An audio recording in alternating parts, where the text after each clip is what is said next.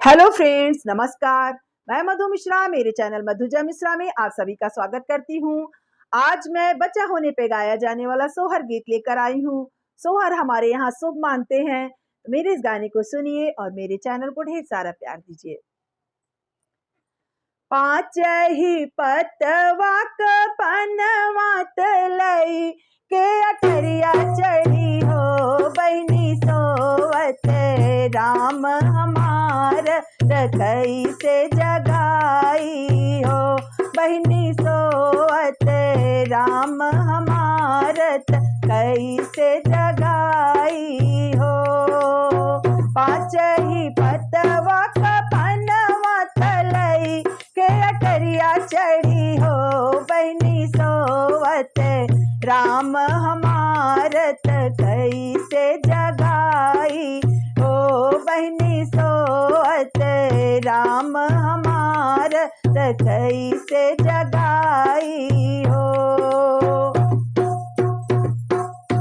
बोलिया तऊ राम बोली की जाऊ बोल मानऊ हो रामा हमरे बउरवा कसाद बउर हम देखित हो राजा हमरे बउरवा कसाद बउर हम देखित हो।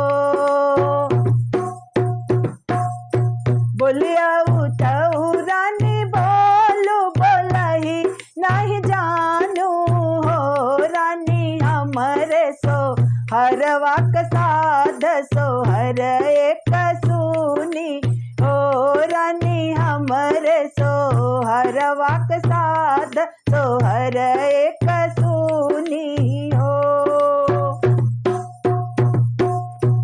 इतनी बचन रानी सोनी रोवत घर से निकली हो रानी ठाड़ी बैका दम्ब जुड़ छावत देवा के मनावई हो देवा बतिया करता ख्याल पुरुष ताना मारई हो देवा बतिया करता ख्याल पुरुष ताना मारई हो।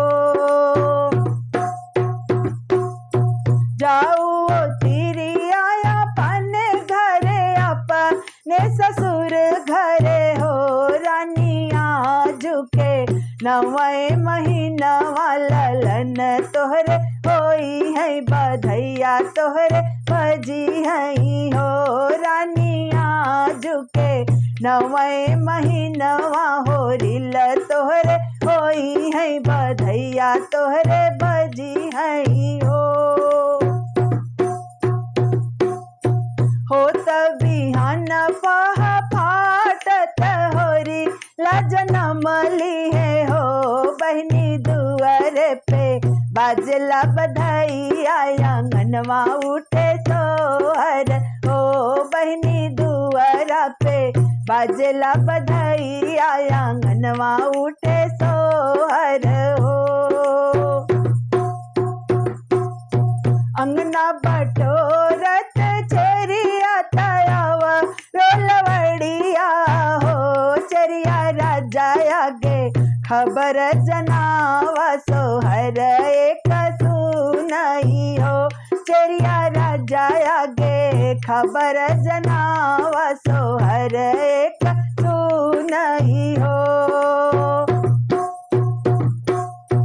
हकड़ाऊ नगर के मलिया बेगही चलिया हो मलिया दुआरे पे बगिया लगाव बउर रानी देखई हो मलिया दुआरे पे बगिया लगाव मऊर रानी देखई हो।